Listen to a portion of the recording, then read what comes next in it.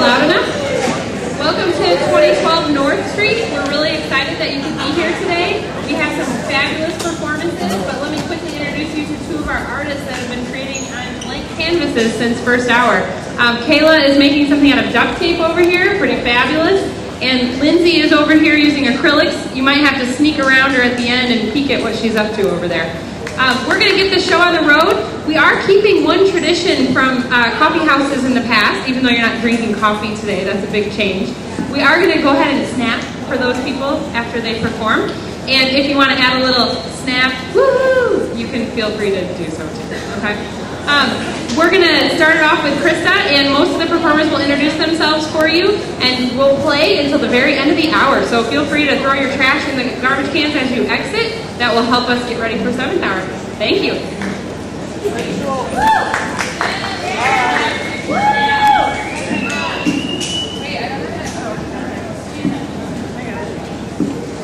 I've been bad with microphones all day today because I've never used a microphone before.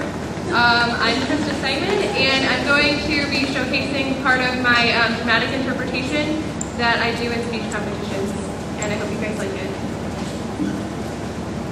John says we came here solely on my account, that I was death's perfect rest and all the air I could get. But I cry at nothing, and I cry most of the time. Of course I don't when John is here and everybody else, but when I am alone, and I am alone a good deal now. John is kept in town very often, and Jenny lets me alone when I want her to. I'm getting really fond of the room, in spite of the wallpaper. Perhaps because of the wallpaper. It dwells in my mind so.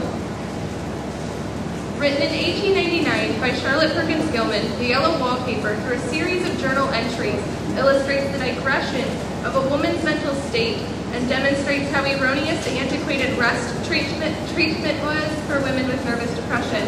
Moreover, it symbolizes the American woman's movement toward equality. There is one marked peculiarity about this paper, a thing that nobody seems to noticed but myself, and that is that it changes as the light changes. That is why I watch it always.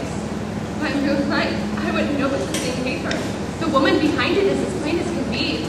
I didn't realize for a long time what the thing was that stood behind, but now I am sure it is a woman. By daylight, she is subdued, quiet. I fancy it is the pattern that keeps her so still, keeps me quiet by the hour.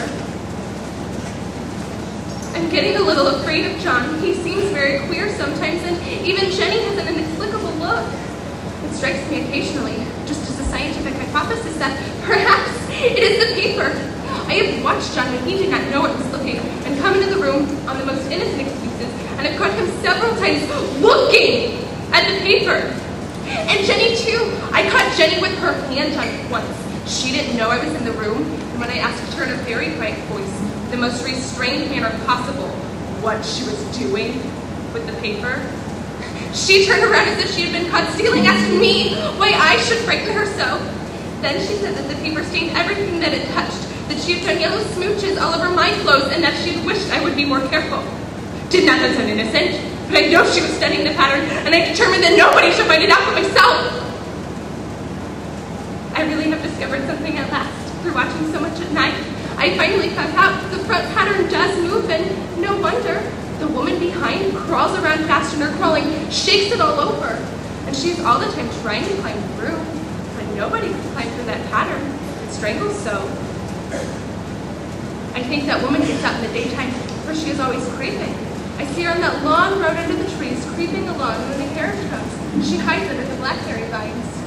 I don't blame her a bit. It must be very humiliating to be caught creeping by daylight.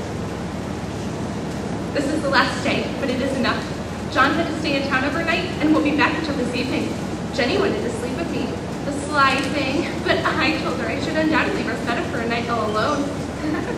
That was clever, for I really wasn't alone a bit.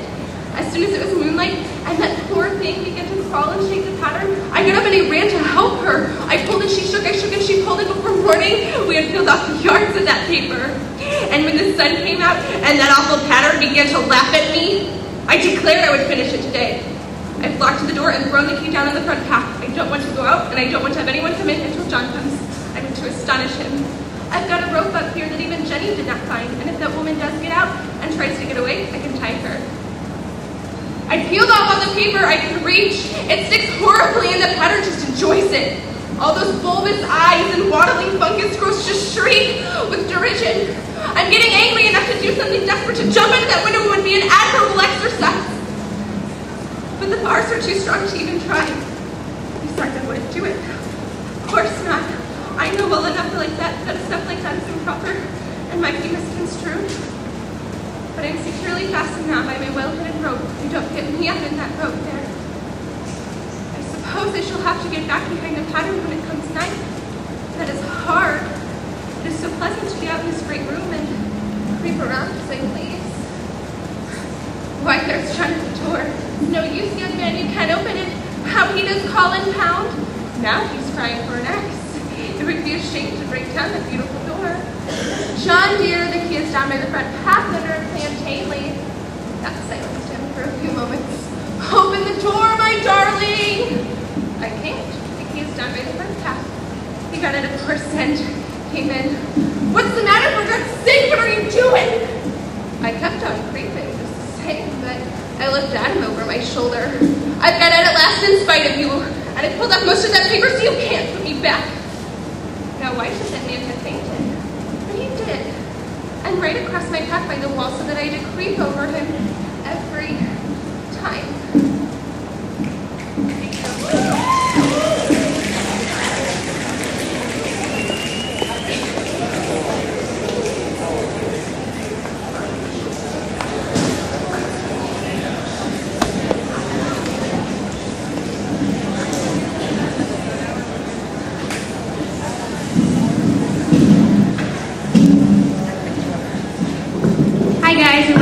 That's Angela Hopwood and Wesley Vox singing, and Matt Miller on guitar. We're going to sing You Be the Anchor by Mayday Parade.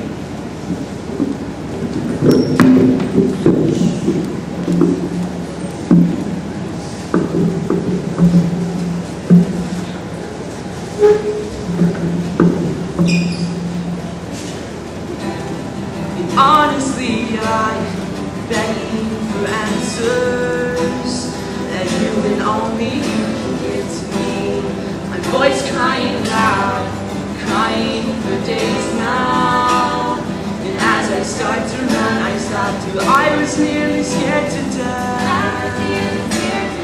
Why you left a very bad. Words were nearly over us. Stop and turn back your past.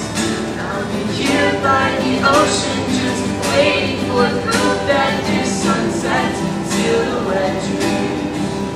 All my sand castles fall like the ashes of cigarettes, and every wave drags me to sea. I could stand here for hours just to ask God the question: is everyone here make believe? With a tear in his voice he said, son, that's the question. Does the step beneath silence mean nothing to no one but me?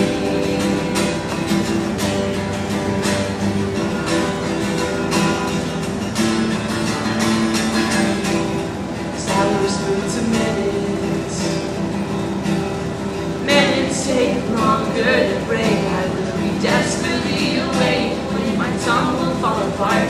We've been sitting here for hours all alone and in the dark. So let me think of how to word it. Is it too soon to say perfect?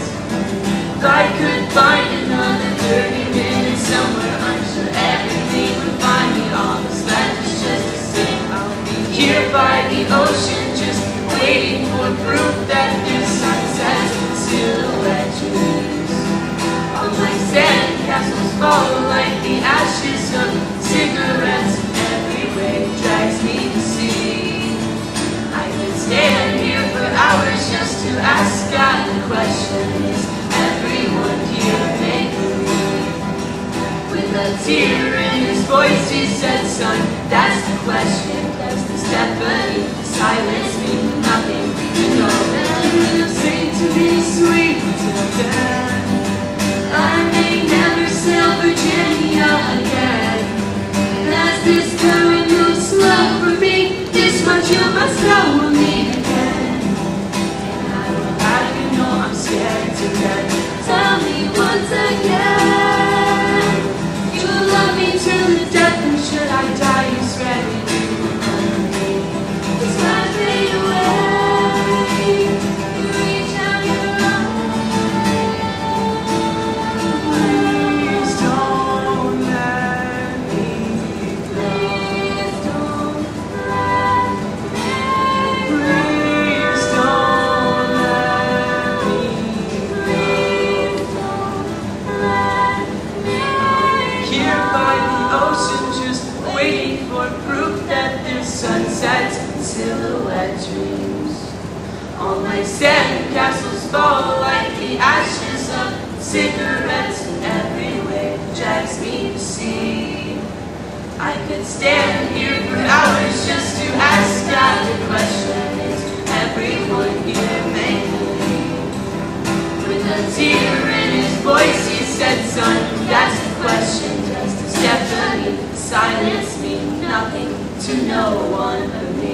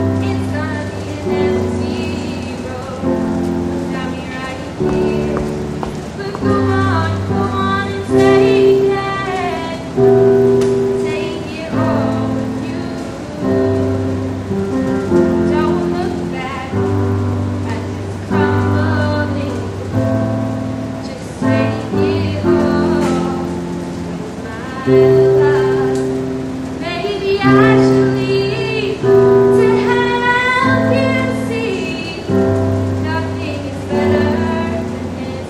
This is everything we need. So is it over? Is this really it? You cannot so easily. I thought you loved me more than this. But go on and take it. Take it all with you. Don't look back at this crumbling. Just take it all with my love. I will change if I must. Slow it down or bring it home. I will adjust. Oh, if only you knew everything I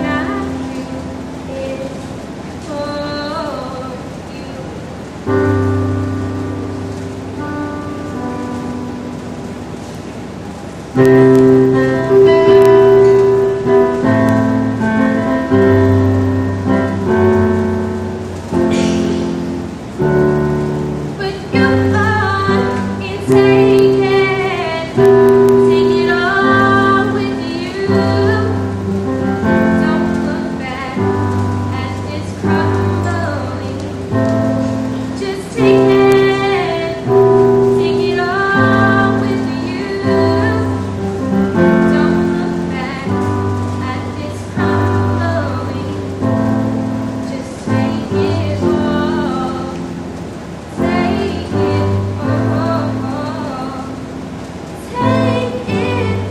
all. Take it all.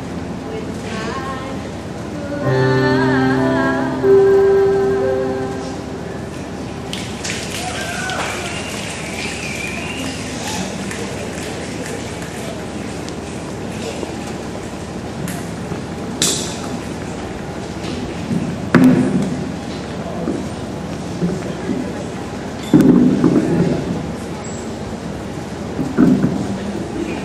Hi guys, my name is Brittany Steck and I'm going to be performing a poem by Roald Dahl that I used for the speech and debate competition. As soon as Wolf began to feel like he would like a decent meal, he went and knocked on Grandma's door. When Grandma opened it, she saw the sharp white teeth, the horrid grin, and Wolfie said, "May I come in?" Poor Grandmama was terrified. "He's going to eat me up," she cried. And she was absolutely right. He ate her up in one big bite. But Grandmama was small and tough, and Wolfie wailed, "That's not enough. I've not yet begun to feel like I have had a decent meal." He ran around the kitchen yelping, "I've got to have a second helping." Then added with a frightful leer, "Therefore, I'm going to wait right here till little Miss Red Riding Hood comes home from walking in the woods." He quickly put on Grandma's clothes. Of course, he hadn't eaten those. He dressed himself in coat and hat. He put on shoes, and after that, he even brushed and curled his hair, then sat himself in Grandma's chair. In came the little girl in red. She stopped. She stared. And then she said, "Grandma, what big ears you have." "All the better, all the better to hear you with," the wolf replied. "Grandma, what big eyes you have," said Little Red Riding Hood. "All the better to see you with," the wolf replied. He sat there, watching her, and smiled. He thought, "I'm going to eat this child, and compared with her old grandmama, she's going to taste like caviar." Then Little Red Riding Hood said, "But Grandma, what a lovely big furry coat you have on." "That's wrong," cried Wolf. "Haven't you forgot to tell me what big teeth I've got?" "Ah well, no matter what you say, I'm going to eat you anyway." The small girl smiles.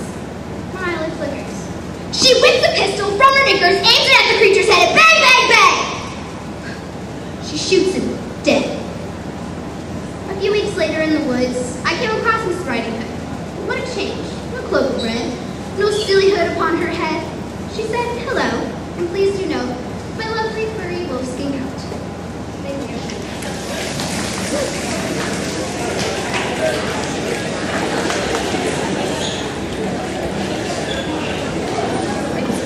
Hi, Kristen.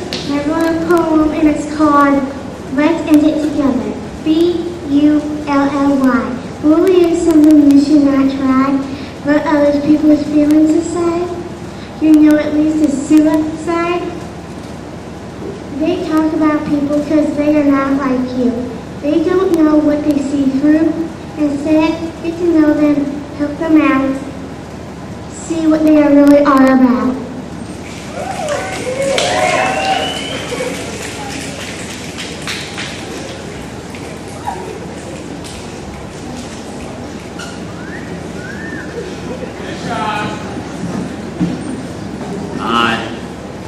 My name is Zach Shazik, and this is Jasmine Walbrick and Kelly Gannon, and we are Retro Rain.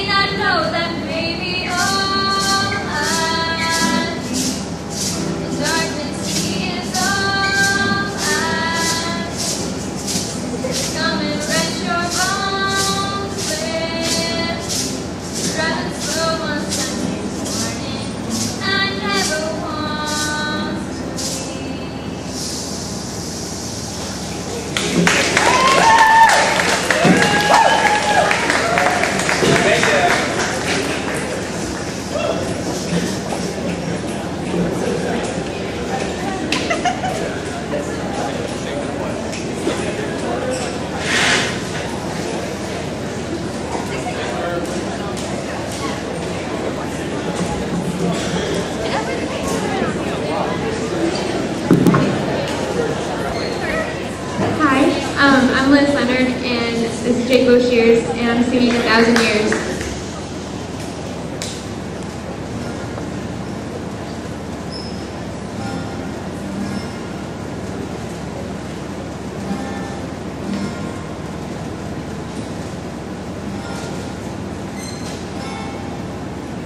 Heart beats fast, colors and promises.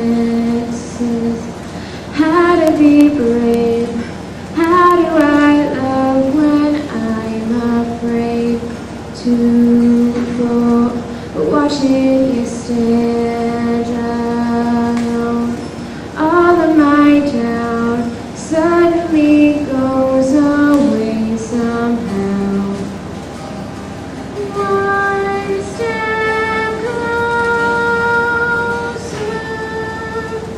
I have died every day waiting for you.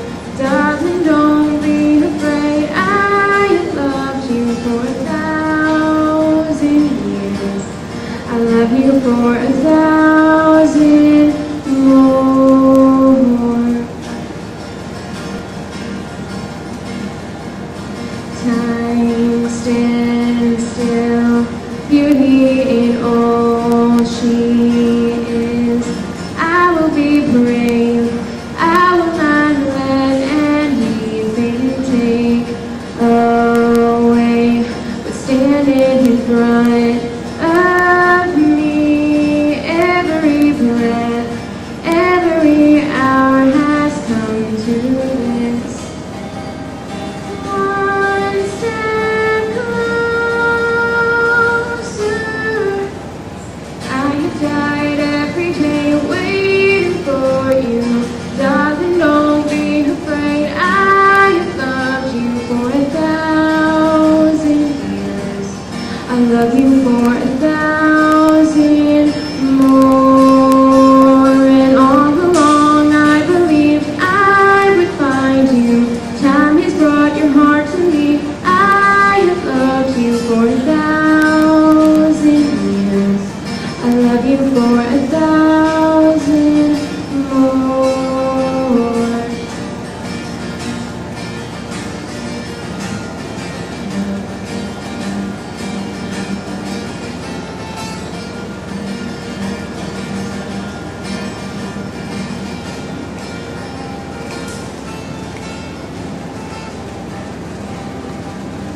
One step closer.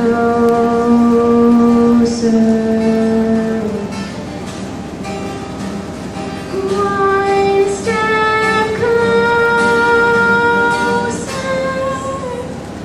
I have died every day waiting for you. Darling, don't be afraid. I have loved you for 1,000 years. I love you for 1,000 more. And all along I believed I would find you. Time has brought your heart to me. I have loved you for 1,000 years. I love you for 1,000 more.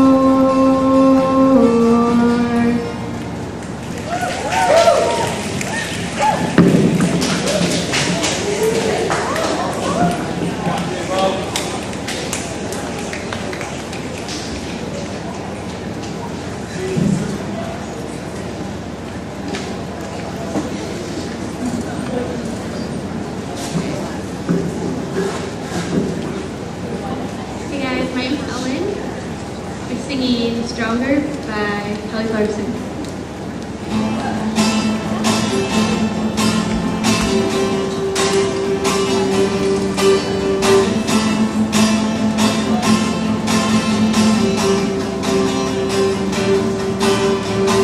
You know the bed feels warmer, sleeping here alone.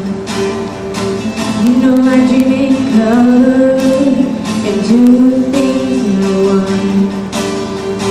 You think that This is the first time I messed up all day. what doesn't kill you makes you stronger. Still a little taller.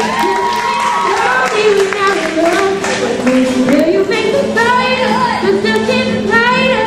Doesn't mean I'm wrong, but 'cause you're gone. What doesn't kill you makes you stronger, stronger. Just me, myself, and that. What doesn't kill you makes you stronger. Still a little taller. Doesn't mean I'm lonely when I'm alone. You heard that I was sorry.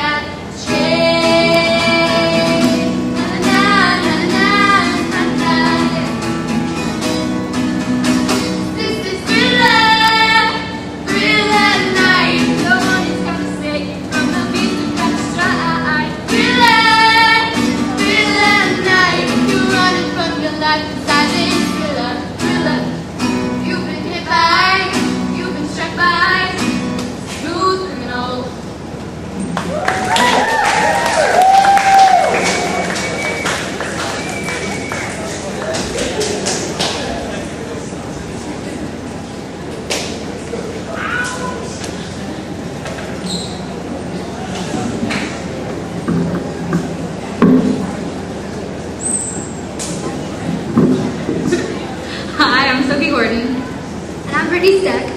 And we're running a duet piece that we performed in speech and debate called I'm Fine Really by Mary Corello-Ishi.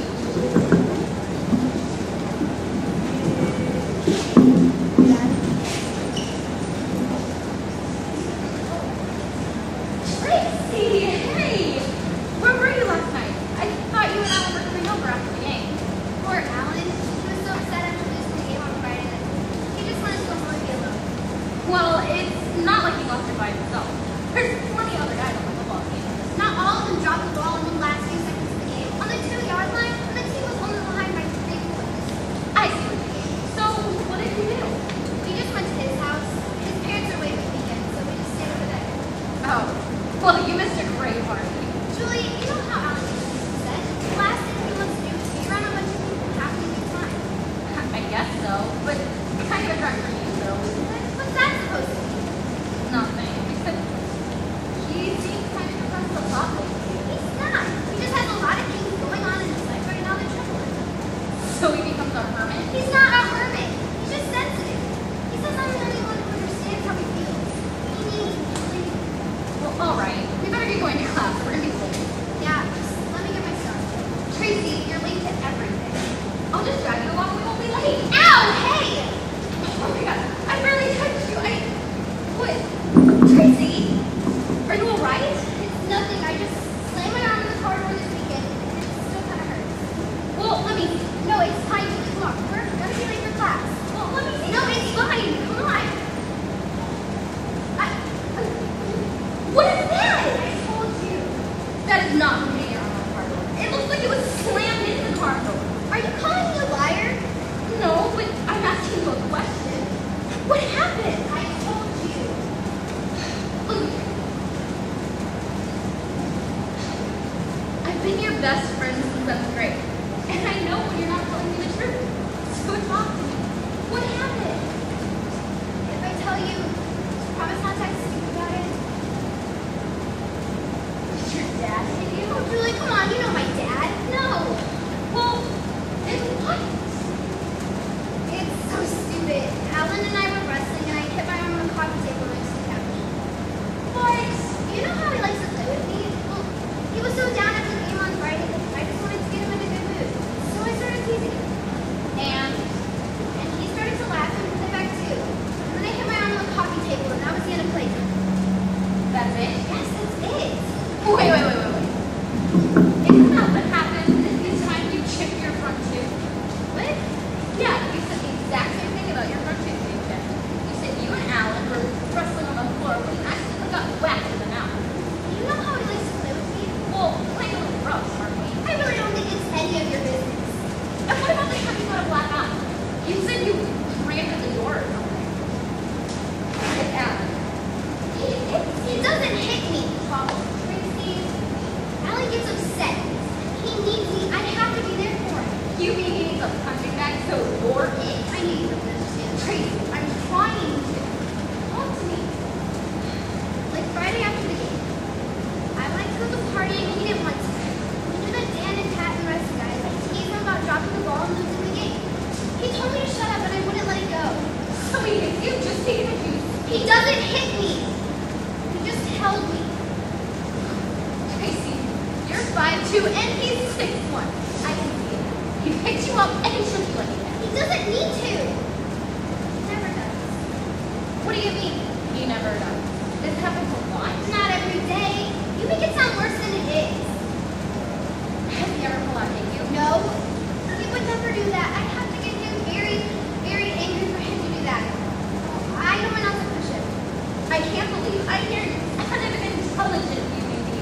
He has no right. He doesn't mean to. If he's grabbing you now, the next step is going to be. He won't. He loves me. Fine. I'd hate to see you be hating him. That's just it. Tracy. And I love him. And that is even sicker. Julie, don't say another word. Not another word. Word that guy can speak paragraph. I've got volumes to say. If you value our friendship, you'll forget this conversation ever took place. I do value our friendship, and I value you. Obviously more than you. You don't understand. Alan needs me. He needs my love. You mean he needs someone to punish for some stupid fight? please. We need help, Tracy. Me. Tracy.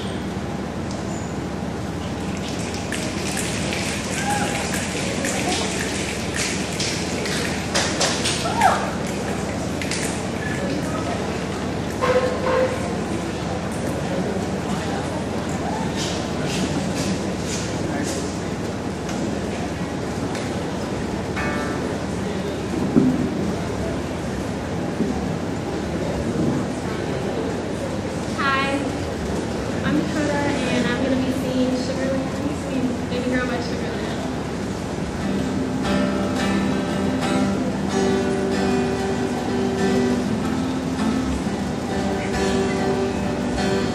They say this town starts from night. Don't know what can't see them, but me on that was a long way from here. It's a place where nothing fast. 2,000 miles and one left turn. Dear Mom and Dad, please send money. I'm so broke. It ain't funny, well I don't need much, just enough to get me through. Please don't worry, 'cause I'm alright. See, I'm playing here at the bar tonight. Well, this time I'm gonna make our dreams come. I love you more than anything in the world. Love your baby girl.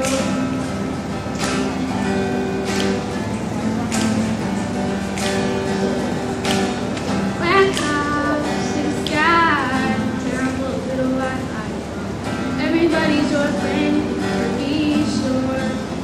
They'll promise fancy cars and diamond rings, all sorts of shiny things. Girl, you'll remember what your needs are for. I know I'm on my way. I can feel it every time I play, and it's worth all the dues I pay when I can write you and say, dear Mom and Dad, I'll send money. I'm so rich, it ain't funny. Well, I need more than enough to get you through. Please don't worry, 'cause I'm alright. See, I'm staying here at the Reds tonight. Well, what do you know? We made our dreams. Fancy cars and diamond rings, but you know that they don't mean a thing. Oh, it all adds up to nothing compared to you. Oh, remember me in ribbons and girls. I still love you more than anything in the world. Love your baby girl.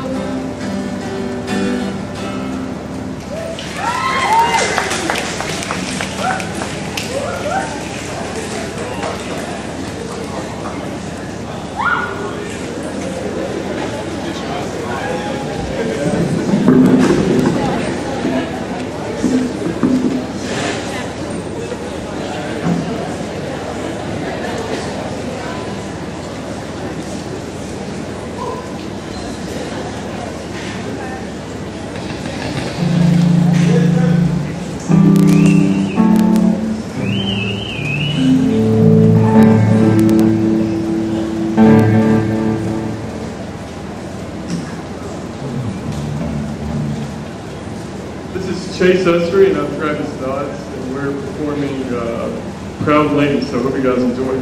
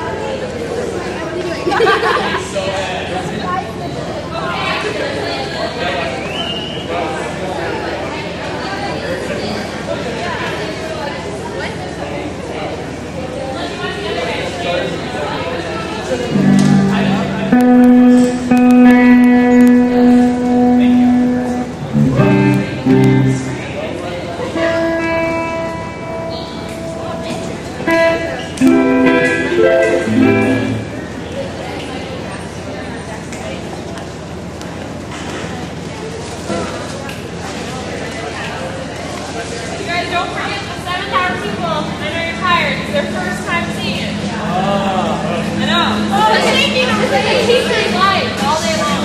Shaking a rain is so hard. I don't know how to go. So who normally goes after Abby Mouse? They normally go after her, right? They do, yeah. So they're going to go again. She's going to read, then they're going to go, and then we'll go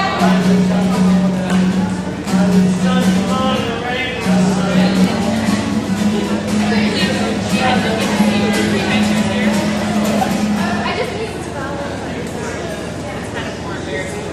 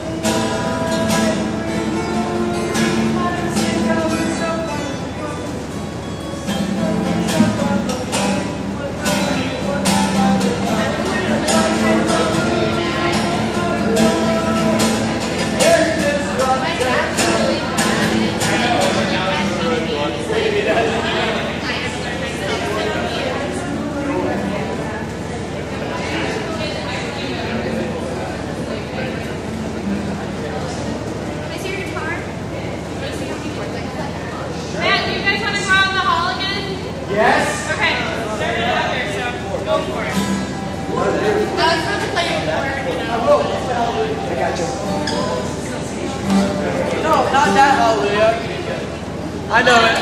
Come on, let's sing it. I know, like I like her Where?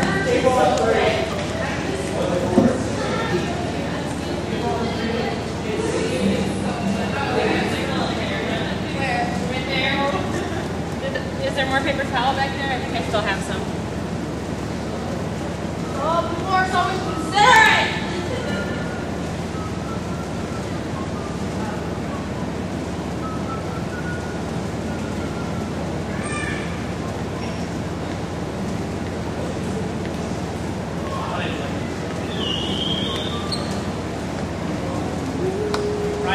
Let's do like that. You sit down.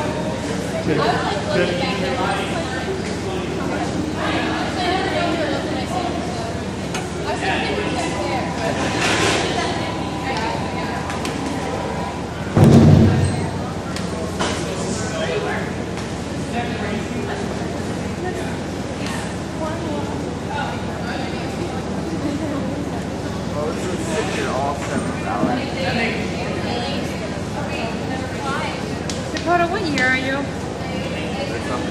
Are you a freshman? You were so good. It rained. That's awesome. Play next year.